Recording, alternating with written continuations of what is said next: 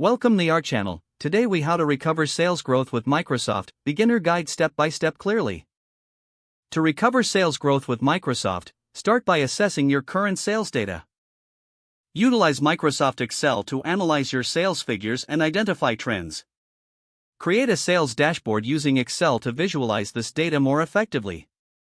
Engage with Microsoft Power BI to gain deeper insights and real-time analytics.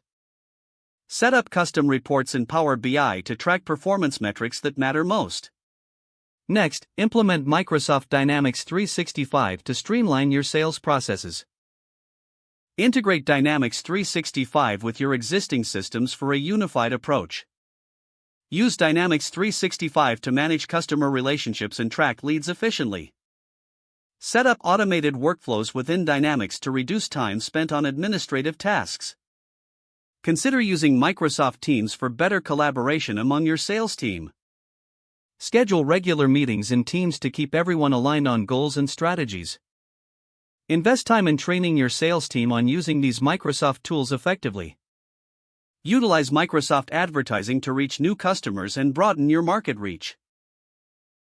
Analyze the effectiveness of your advertising campaigns using Microsoft Advertising's reporting features. Refine your marketing strategy based on the insights gained from your campaigns. Focus on customer feedback collected through Microsoft Forms for continuous improvement. Create surveys that gauge customer satisfaction and preferences. Use the data from these surveys to tailor your offerings and approach. Finally, regularly review sales data and adjust your strategies as necessary.